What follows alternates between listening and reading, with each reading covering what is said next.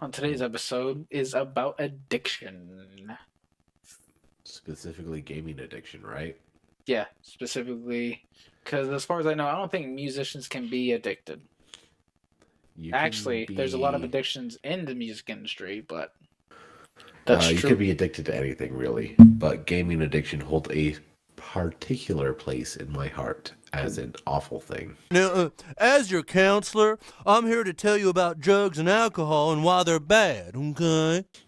Realistically, I have to acknowledge as a person who plays video games religiously that it can be addicting in the same way as gambling and or anything that doesn't have a chemical addiction but still affects you. It's been that bad before for you? No, God no. Oh, No, I have self-control. But I I'm was saying like, as an we're industry getting as a dark. whole,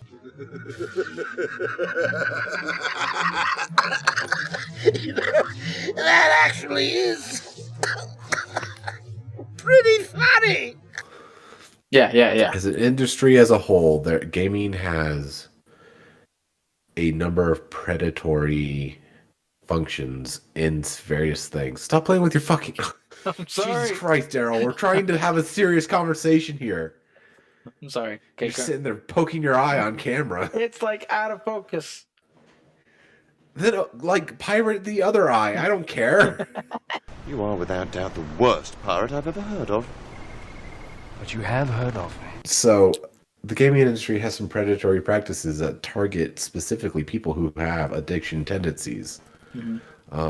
If you think of EA is probably one of the most famous worst offenders. Remember when Battlefront 2 came out and everything was a loot box on top of a $60 game? Yeah, no kidding.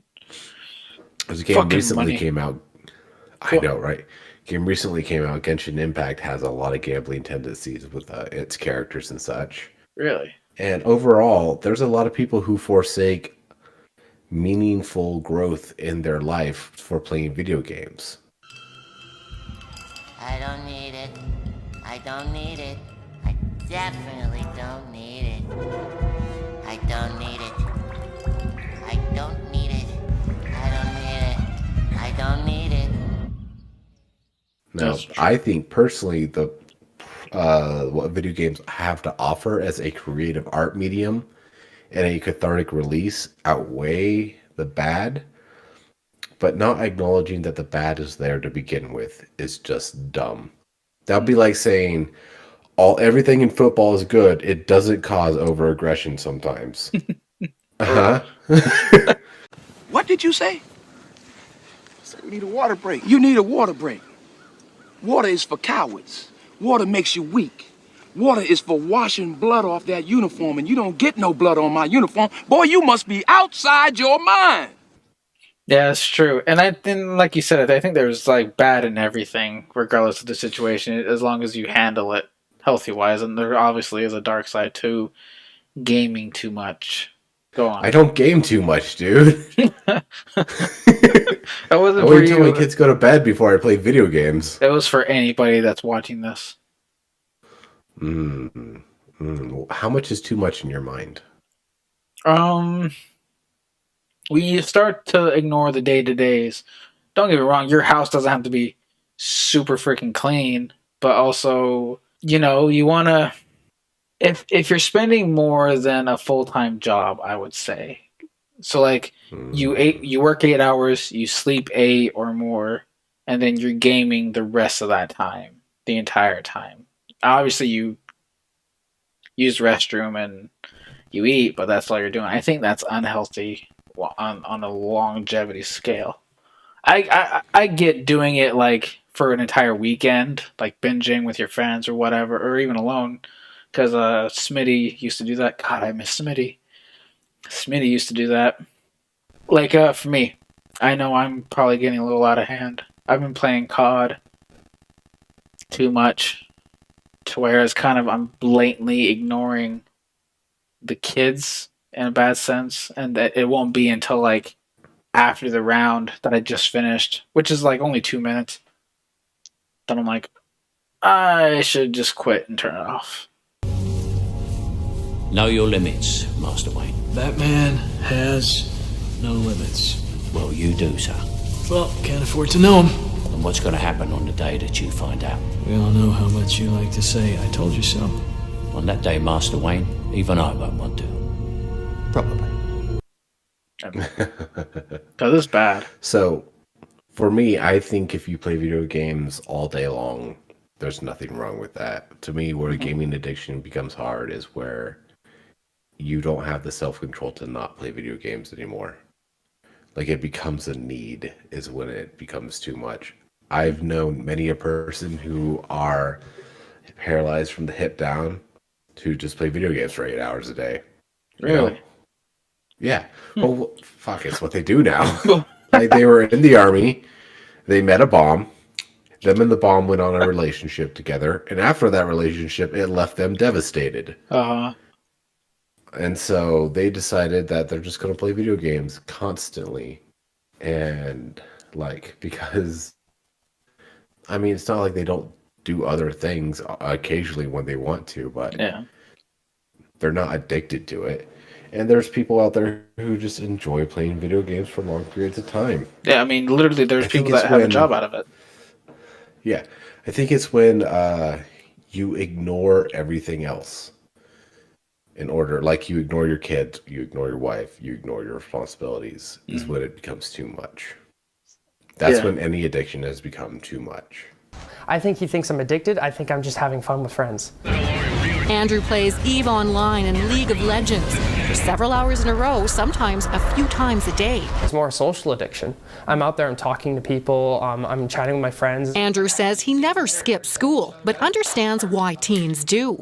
If a kid's sitting there and he goes and he cuts class, because at school he's getting insulted, he's getting bullied, he's getting physically put out, and he's just literally knocked out of social life because he's a loser. And then he goes to an internet cafe to play games because he knows there he's accepted. If I was to go out and play sports for 3 or 4 hours, everyone would be like, well, that's a great idea. But the second I sit down in front of a computer and turn on a microphone and start chatting, everyone's like, whoa, hang on, man, we got a problem here. Andrew McDonald is upgrading his grade 12. He aims to attend university next year and doesn't think he needs to stop gaming for hours on end to do it.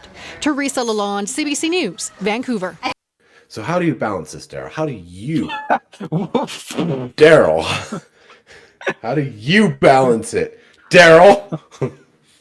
Well, I don't have an addiction, first of all, so I'll be fine. But for me, it's a lot of, I've noticed, not just with me, but with other kids, and I'm not telling other parents how to parent or whatever, but a lot of kids obviously starve attention. I wanna be a Super Saiyan. I wanna. Push-ups, sit-ups, and plenty of juice. They need attention. That's why kids rebel. They're looking for that, you know? So the way I balance my gaming habits, or at least I try to, is I play with my kids as much as possible. I chase them around the house, cook them breakfast. I'll throw them around. They'll laugh. I'll help them with a bath. We'll go to a park with them. We'll just basically majority of the day is playing, and then when I'm beat and tired, I'm like, all right, go watch TV or go somewhere because I just need to sit and kill people I gotta murder. And then and then Yeah, relaxing 2 hours murder. and then 2 hours will pass by, and I'll be like, I gotta get off. And I know 2 hours is nothing. 2 hours is not like you're nowhere near addicted or whatever. But it's the fact of, again, it's bad to where if you're ignoring your duties as a parent or whatever, you know. Yeah.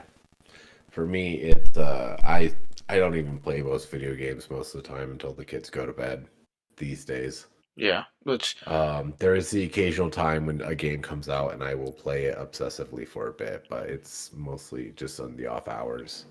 And I know I'll play maybe an hour and two when they're still awake.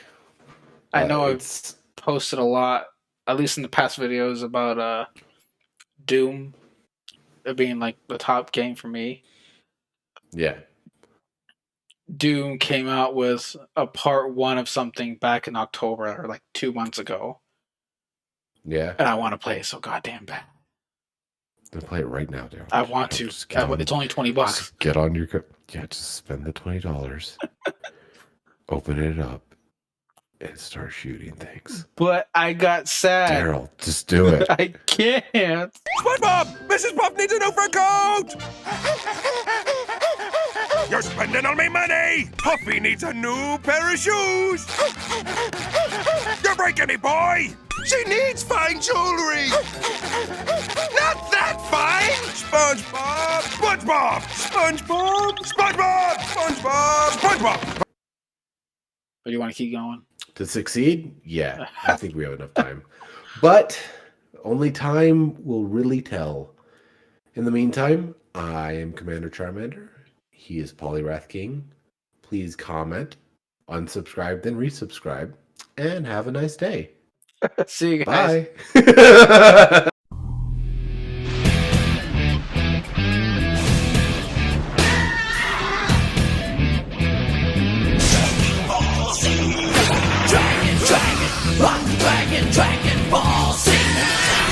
Hey everybody, thanks for watching. Thanks for coming to the video. We're going to take a little break. I'm going back to Utah to visit Commander Charmander. I'm going to go back to Utah to visit some family and enjoy the snow. Because here in Oregon, on the coast, we don't get snow. And I need snow for Christmas. So, this video will be the last video that you'll see for at least 2 or 3 weeks. Hopefully you still stay tuned. Hopefully you don't leave us completely. And I hope you guys have a good Christmas or holiday break. And have a great New Year. Catch you guys later.